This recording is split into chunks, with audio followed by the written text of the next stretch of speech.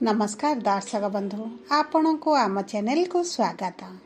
पवित्र व्यास पूर्णिमा बा गुरु पूर्णिमार हार्दिक अभिनंदन और शुभेच्छा जणाई आज कार्यक्रम टी को आग को बढ़ाइबा।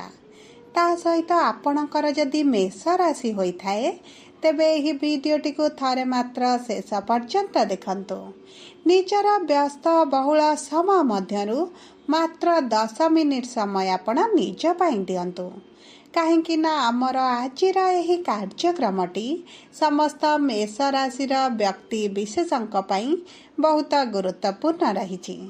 कहीं गुरुत्वपूर्ण रही आपण वीडियोटी को शेष पर्यंत देखिले निश्चित भाव में जानीपारे। देखंतु आपण मेष राशि एही व्यास पूर्णिमा बा गुरु पूर्णिमा दिन शनि हेउछंती बकरी, ता सहित सूर्य मध्य निजर राशि परिवर्तन करिवे। तेणुकरी आपणक जीवन में बड़ परिवर्तन हेबाकु जाउछि एवं एही परिवर्तन आपणको किछि शुभ फल देव एवं किछि अशुभ फल मध्य प्रदान करिवो। देखंतु शनि ग्रह हेउछंती एक पापी ग्रह। तेणुकरी जेतेबेले गोटे पापी ग्रह निजर चलन रे परिवर्तन करे किंबा राशि परिवर्तन करे तार खराब प्रभाव बा अशुभ फल समस्तक जीवन रे पड़ी थाए। तेबे आसंतु जानिबा एही व्यास पूर्णिमा बा गुरु पूर्णिमा दिन ठारू आपणक जीवन रे कौन बड़ परिवर्तन हेबाकु जाउछि। आपणक जीवन रे शुभ परिवर्तन हेबो ना अशुभ परिवर्तन हेबो। किंतु वीडियोटी आरंभ करिबा पूर्वरु जदि आपणकर भी मेष राशि होइथाए एवं आपण भी ईश्वर को आंतरिक भक्ति एवं विश्वास करती तेबे वीडियोटी को लाइक करंतु। कमेंट बॉक्स रे जय जगन्नाथ जय माँ लक्ष्मी अवश्य लिखि दियंतु। ता सहित आपणक मन रे जहाँ भी प्रश्न रही जहाँ भी द्वंद्व रही आपण कमेंट बॉक्स रे लिखि जणांतु। आमे आपणक प्रश्नर उत्तर देबा पई यथा संभव प्रयास करिवु। देखंतु विलंब हेले मध्य आपणक प्रश्नर आमे निश्चित उत्तर देबु। ता सहित दर्शक बंधु आम सह जोगाजोग करिबा पई वीडियोर मध्य भाग रे एक व्हाट्सएप नंबर टी दिया जाइछि। जो नंबर साहाय्य रे आपण आम सह जोगाजोग करी निजर नूतन कुंडली प्रस्तुत करि परिबे, कुंडली को विश्लेषण कराई परिबे किंबा आपणकर विवाह प्रेम संपर्क व्यवसाय चाकरी रे जदि किछि समस्या रहिछि ताहार सहजरे समाधान करि परिबे एवं विवाह पई आपण कुंडली मेलक मध्य कराई परिबे। सेथिपाई आपण आम सह शेष पर्यंत जोड़ी होई रुहंतु एवं व्हाट्सएप नंबर माध्यम रे आम सह जोगाजोग करंतु। एबे आसंतु जानिबा सर्वप्रथम आपणक मेष राशि रे एही गुरु पूर्णिमा बा व्यास पूर्णिमा ठारू नवग्रहकर स्थितिटी किभଳି रहुची एवं आपणक केउ गृह रे शनि बकरी हेउछंती। देखंतु आपणकर द्वितीय गृह रे शुक्र, तृतीय गृह रे सूर्य एवं गुरु, चतुर्थ गृह रे बुध, पंचम गृह रे मंगल एवं केतु, एकादश गृह रे राहु एवं द्वादश गृह रे शनि विराजमान करिसंती एवं एही द्वादश गृह रे बकरी मध्य हेबे। तेबे सर्वप्रथम आसंतु जानिबा आपणकर स्वास्थ्यटी किभଳି रहइबो। देखंतु आपणकर स्वास्थ्य आपणक कुंडलीर प्रथम गृह एवं षष्ठ गृह रु जणा पड़े, कारण षष्ठ गृह हेउची रोग ऋण एवं रिपुर गृह। देखंतु आपणक स्वास्थ्य रे एतेटा समस्या आपण देखिबे नाही, कारण आपणक राशि स्वामी मंगल पंचम गृह रे उच्च स्थिति रे अछंती। तेणु करी स्वास्थ्य रे कोनोसी विशेष समस्या आपण पाइबे नाही। जदि भी आपणकर पूर्वर किछि स्वास्थ्य समस्या थिला तेबे सेथुरु मध्य आपणको आराम मिलिबो। ता सहित आपणकर रोग प्रतिरोधक शक्ति रे मध्य वृद्धि घटिबो। देखंतु आपणकर षष्ठ गृह को आपणक राशि स्वामी 29 तारिख दिन गोचर करिवे, जहा फल रे आपणकर जहा भी पूर्वर स्वास्थ्यगत समस्या थिला सेथुरु धीरे धीरे आपणको आराम मिलिबो। किंतु देखंतु आपणको जदि कोनोसी ट्रैवल करिवार अछि, कोनोसी दूर यात्रा करिवार अछि, सेही समय निज खाद्य पानीय रे टिके दायित्व नियंतु, कारण खाद्य पानीय जनित किछिटा समस्या आपणक स्वास्थ्य रे देखा देई पारे। सेति प्रति आपणको दृष्टि देबाको पड़िबो। नचेत मोटा ମୋଟାମୋଟି ଭାବେ ଦେଖିବାକୁ गले आपणकर स्वास्थ्य कौन समस्या देखाଯିब नाही। जदि आमे आपणकर शिक्षा को देखिबा तेबे शिक्षार गृह मंगल विराजमान होइछंती एवं शिक्षा गृहर स्वामी सूर्य आपणकर तृतीय गृह अछंती एवं एही 16 तारिख दिन आपणक केंद्र को गोचर करिवे, जहा फल आपण शिक्षा संबंधित जदि किछि बड़ निष्पत्ति नियंती आपणको सुफल प्राप्ति हेबो। आपण जदि किछि इंटरव्यू देउछंती, एंट्रांस देउछंती किंबा किछि कॉम्पिटिटिव एग्जाम रे आपण भाग नेउछंती तेबे मध्ये आपण सेतिरे कृतकार्य हेबे।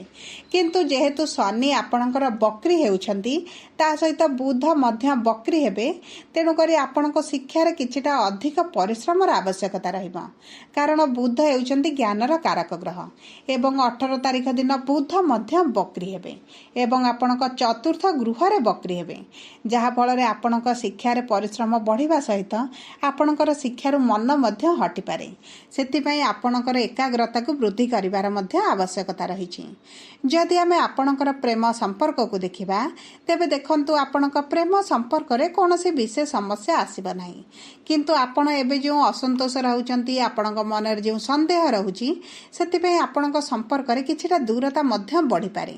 सब परे देखंतु आपणक कुंडली रे शनिकर स्थितिटी किभଳି रहिछि ताहा सबुठारु गुरुत्वपूर्ण। शनि जदि उच्च स्थिति रे थिबे, भल स्थिति रे थिबे, मित्र ग्रह रे थिबे तेबे आपणको एतेटा समस्या देखिबाकू पड़िबो नाही। जदि आपणक कुंडली रे शनि नीच थिबे किंबा शत्रु गृह रे थिबे तेबे आपणकर समस्या टिके वृद्धि होई पारे। विशेष भाव रे एही जुलाई मास 13 तारिख ठारू आपणक संपर्क रे मनमालिन्य बढ़ी पारे किंबा कौनसी कारणवशतः दूरता बढ़ी पारे, किछि ना किछि प्रेम संपर्क रे समस्या आपणकर आसी पारे। ता सहित जदि आमे देखिबा आपणकर विवाहर जोग को तेबे देखंतु विवाहर गृहर स्वामी हेउछंती प्रभु शुक्र, जी आपणक द्वितीय गृह रे विराजमान करिसंती एवं आपणकर विवाहर गृह को दृष्टि देउछंती। तेणु जो मेष राशि व्यक्ति माने विवाहर योजना रे अछंती किंबा विवाहर विलंब आसुची, तेणु करी एही सब समस्या आपणकर एही जुलाई मास रे दूर होई जिवो, कारण जुलाई मास 26 तारिख ठारू शुक्र आपणकर मिथुन राशि को गोचर करिवे बा आपणकर तृतीय गृह को विराजमान हेबे। तेणु करी आपणकर विवाह पाई बहुत भल समय आसुची। आपणकर जदि पूर्वर विवाह बाधा विघ्न आसुथिला, कौनसी कारणवशतः विवाह भांगी जाउथिला, तेबे एही सब समस्या आपणकर दूर होई जिवो। जदि आमे आपणक वैवाहिक संपर्क को देखिबा तेबे वैवाहिक संपर्क बहुत भल रहिबो। पति पत्नी मध्य मधुरता बढ़िबो, जहाँ भी विवाद थिला ता दूर होई जिवो। आपणक साथींकर आपणक प्रति प्रेमर भावना मध्य वृद्धि पाइबो। ता सहित देखंतु आपणक परिवार सदस्यंकर मध्य आपणक प्रति जहाँ भी विचारधारा थिला सेतिरे परिवर्तन आसीबा, आपणक प्रति सम्मान मध्य वृद्धि पाइबो। तेणु करी वैवाहिक संपर्क रे कोनोसी भी एतेटा विशेष समस्या आपण देखिबे नाही। शनिकर दशम दृष्टि आपणकर भाग्यर गृह रे रहुची, जहा फल रे आपणक भाग्य भरोसा रे जदि आपण किछि कार्य करिवे आपणकर सेथिरे विलंब देखा देई पारे। जदि आपण किछि पार्टनरशिप बिजनेस करूछंती किंबा आपणकर साथी कोनोसी पार्टनरशिप बिजनेस करूछंती तेबे आपण कागज पत्र काम गुडी टिके जगी रखी करिवार आवश्यकता रहिछि। जेहेतु बुध आपणकर बक्री हेउछंती तेणु करी आपण कागज पत्र काम रे ठकेई होई पारंती। आपणक पार्टनरशिप बिजनेस रे आपणकु लॉस देखिबा को पड़ी पारे। जदि आमे आपणक कर्म क्षेत्र को देखिबा तेबे कर्मर गृहर स्वामी हेउछंती शनि, जिए जाउछंती बक्री। तेणु करी आपणक कर्म क्षेत्र रे परिश्रम बढ़ी जिवो। देखंतु आपणक परिश्रम बढ़िबा सहित आपणकर इनकम बढ़िबो। आपणक कर्म क्षेत्र रे आपणकर आशा ठारू अधिक सुफल आपणको मिलिबो। आपणक चाकरी रे पदोन्नति होई पारे, दरमा वृद्धि होई पारे, पोस्ट रे परिवर्तन होई पारे। जेकोनोसी उपाय रे आपण देखिबे आपणकर इनकम टी वृद्धि घटिबो। ता सहित राहु जेहेतु आपणकर एकादश गृह रे विराजमान करिसंती आपणको चालाक चतुर बुद्धिमान मध्य बनाइबे, जहा फल रे आपण साइड बिजनेस किछ करि पारंती, एक्स्ट्रा इनकम करि पारंती, जहा फल रे आपणकर आर्थिक स्थिति रे बड़ परिवर्तन आसीबो। एबे जो खराब परिस्थिति दे आपण गति करूचंती सेतिरे सुधार आसीबो। जदि आमे व्यवसायी मानकु देखिबा तेबे व्यवसायी मानकर मध्य परिश्रम बढ़ी जिवो। अक्लांत परिश्रम करिबा सहित आपणकर इनकम मध्य वृद्धि घटिबो। ଆପଣଙ୍କ ବ୍ୟବସାୟ ସହ ଜଡ଼ିତ ଯେଉଁ ବ୍ୟକ୍ତିମାନେ ଅଛନ୍ତି ଆପଣଙ୍କ ପାଇଁ ଲାଭଦାୟକ ରହିବ।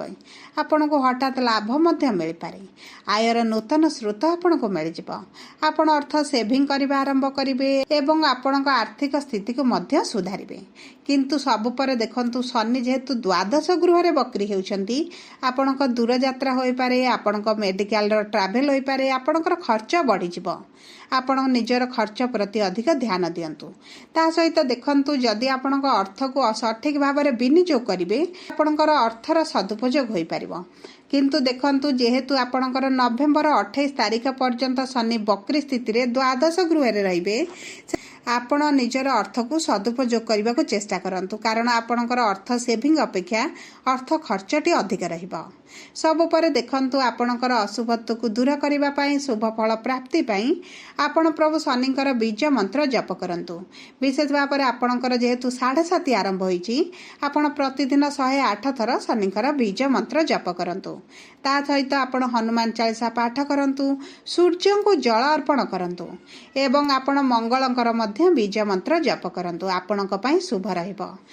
ଯଦି ଆପଣଙ୍କର ମେଷ ରାଶି ହୋଇଥାଏ, ଭିଡ଼ିଓଟି କିଭଳି ଲାଗିଲା କମେଣ୍ଟ ବକ୍ସରେ ଲେଖି ଜଣାନ୍ତୁ। ଯଦି ଆପଣଙ୍କ ପ୍ରିୟଜନଙ୍କର ମେଷ ରାଶି ହୋଇଥାଏ, ଭିଡ଼ିଓଟି ତାଙ୍କ ସହ ସେୟାର କରନ୍ତୁ। ଯଦି ଆପଣ ପ୍ରଥମ ଥର ଆମ ଚ୍ୟାନେଲକୁ ଆସିଛନ୍ତି, ଚ୍ୟାନେଲଟିକୁ ସବସ୍କ୍ରାଇବ୍ କରନ୍ତୁ। ପାଖରେ ଥିବା ବେଲ୍ ଆଇକନକୁ ଅନ୍ କରନ୍ତୁ। ଧନ୍ୟବାଦ।